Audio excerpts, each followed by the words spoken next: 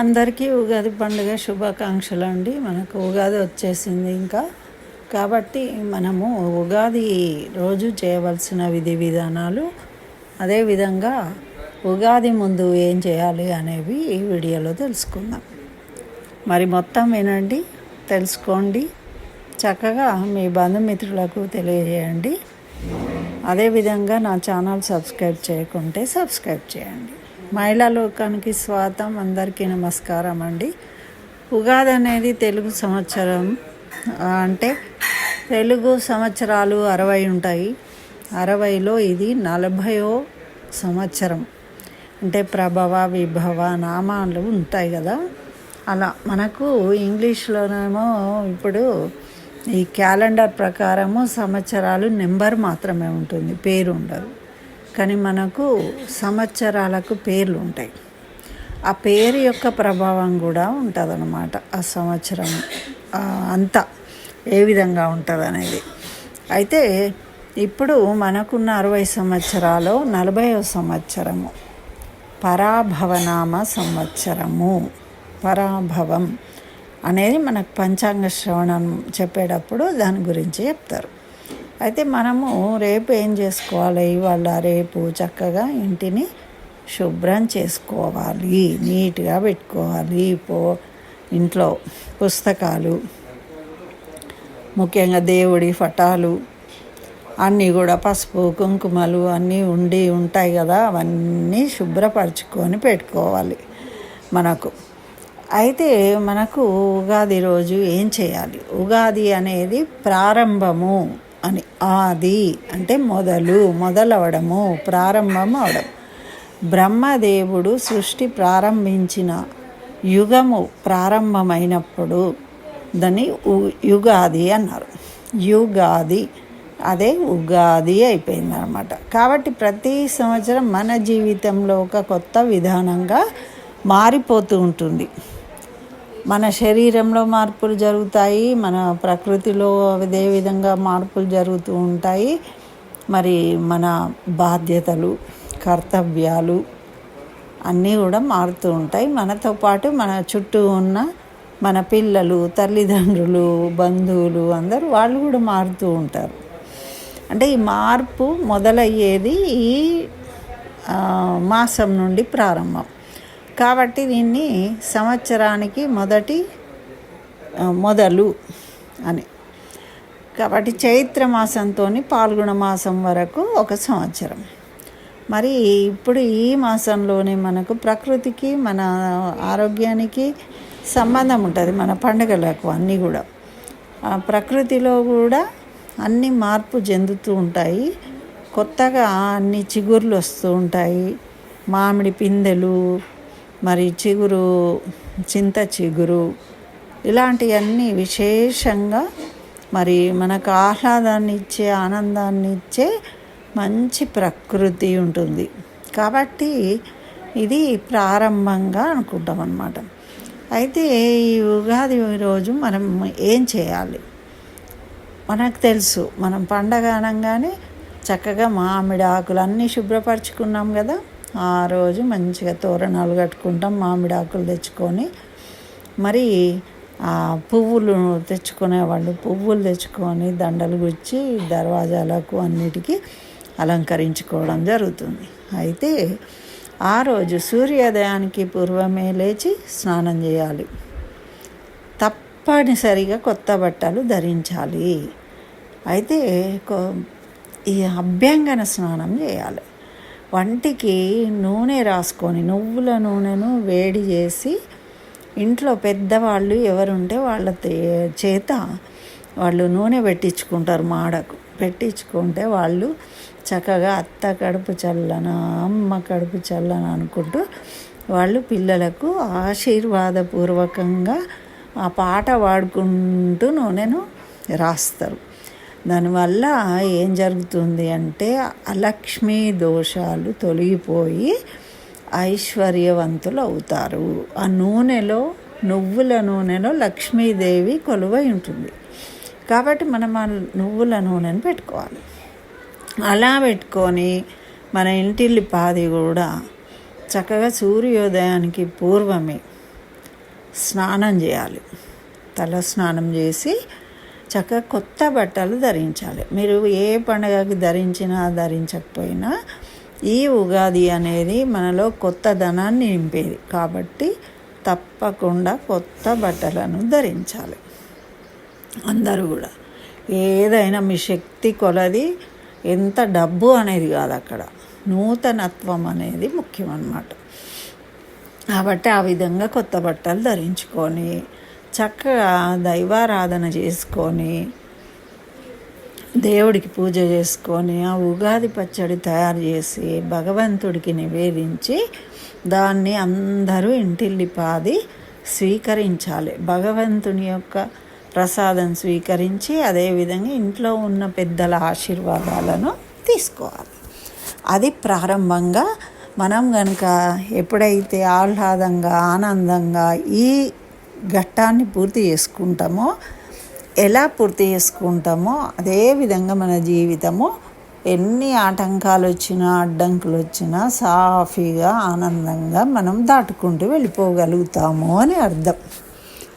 అయితే దీంట్లో 3 విషయాలు ఉన్నాయి. పొద్దున పూజ చేయడం, ఉగాది పచ్చడం స్వీకరించడం ఒకటైతే, తర్వాత మనం ఇంటిల్లిపాది చక్కగా పిండి వంటలు బూరెలు చేసుకోవడం, భక్ష్యాలు చేయడము, సొజ్జపక్షం అని చేస్తాం మనం. ఆ సొజ్జపక్షాలు ఈరోజు తప్పకుండా ఎట్టి పరిస్థితిలో కూడా బయటకు వెళ్ళి భోజనాలు చేయకుండా ట్రెడిషనల్గా ఇంటి పట్టున సాంప్రదాయమైన వంటలు వండుకొని పిల్లలు అందరూ కలిసి కూర్చుని భోజనం చేయడం అనేది మన సాంప్రదాయము. దాన్ని ఈరోజైనా పాటిద్దాం. అదేవిధంగా మరి ఈ పచ్చడి ఇలా తయారు చేసుకోవాలి అంటే చింతపండు, కొత్త చింతపండు, మరి బెల్లం, కొత్త బెల్లము, అప్పుడే పువ్వు, వేప పువ్వు. మరి వేప పువ్వు ఆరోగ్యానికి మంచిది. బెల్లం ఎందుకండి అంటే మనను సంతోషం కలిగించేది. మరి అదేవిధంగా చింతపండు మనకు ఎన్నో ఆశ్చర్యకరమైన విషయాలు కూడా ఉంటాయి మన జీవితంలో. అలాగే మామిడి, కొత్త అనుభవాలు ఎదురవుతూ ఉంటాయి ప్రతిసారి కూడా, ప్రతి సంవత్సరంలో. అదేవిధంగా దాంట్లో ఉప్పు అంటే మన సంబంధాలు అన్నిటినీ కలగలిపేది ఉప్పు అన్నమాట. ఉప్పు లేకుంటే అన్నీ విడివిడిగా ఉంటాయి, ఏ టేస్ట్ ఉండదు. ఆ ఉప్పు వేయడం వల్లనే ఆ పదార్థం యొక్క రుచి అనేది మనకు తెలుస్తుంది. కాబట్టి ఇవి వేసి దాంట్లో ఏం వేయమన్నారు అంటే ఘృతం అంటే నెయ్యి వేయాలన్నమాట. ఇది తీసుకునేటప్పుడు కూడా మనకు ఒక శ్లోకం ఉంది, దాన్ని కూడా మీరు చదివి నమస్కరించుకొని ఈ పచ్చడిని తీసుకోవాలి. పెద్దవాళ్ళు ఎవరైనా చెప్తే పిల్లలు కూడా చదివి అప్పుడు ఈ ప్రసాదాన్ని తీసుకోవాలి. ఈ విధంగా తీసుకున్న వారు ఆయురారోగ్య ఐశ్వర్యాలతోని సంవత్సరం అంతా ఆనందంగా జీవితాన్ని గడుపుతారు అని మన పెద్దలు ఆశీర్వదిస్తారన్నమాట. ఇది అయిపోయినాక మనకు పంచాంగ శ్రవణం అనేది మధ్యాహ్నం జరుపుకుంటాం. మధ్యాహ్నము పిండి వంటలు, భక్ష్యాలు ఇంకా రకరకాలవి చేసుకొని అందరం ఆనందంగా భోజనం చేస్తాము.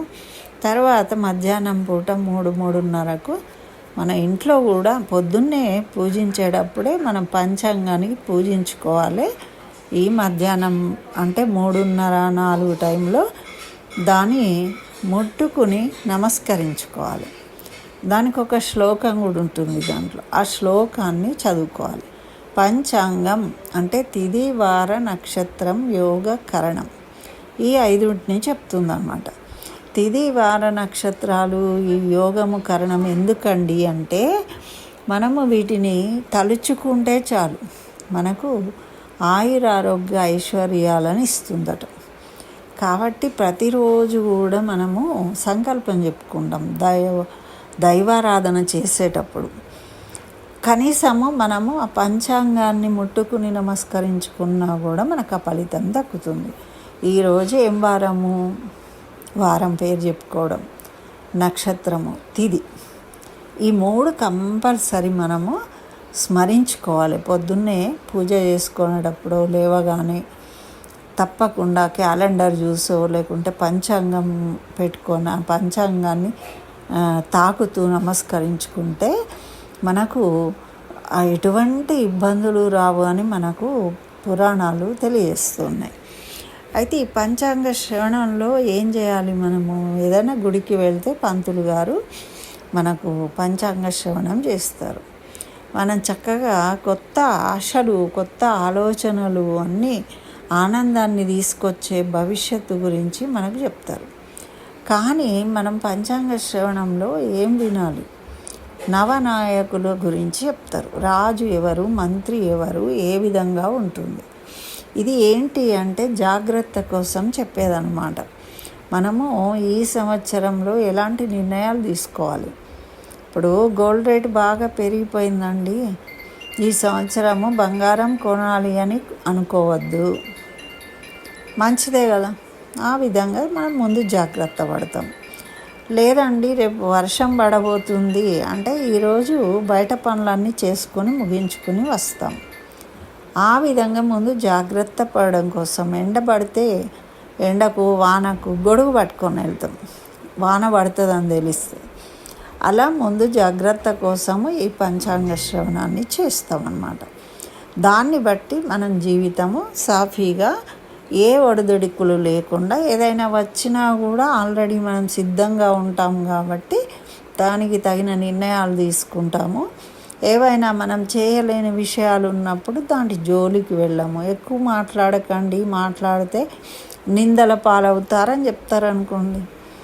మనం నిందల పాలవడం ఎందుకు, మాట్లాడడం తగ్గించుకోవాలి అని ముందే జాగ్రత్త పడ్డాం అనుకోండి, గొడవలు కావు. అలా మనకు ముందు జాగ్రత్తలు తెలియజేసేది ఈ పంచాంగ శ్రవణం. కాబట్టి తప్పకుండా అందరూ వినాలి. ట్రెడిషనల్గా బట్టలు, వస్త్రాలు వేసుకోవాలి, సాంప్రదాయ దుస్తులు ధరించి అందరినీ పలకరించి మంచిగా అందరితోని ఆనందాన్ని పంచుకోవాలి.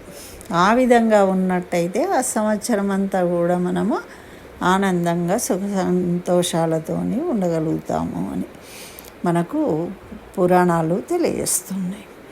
ఇదండి మరి మనకు ఉగాది యొక్క విశేషాలు, మనం ఆచరించే విధి విధానాలు.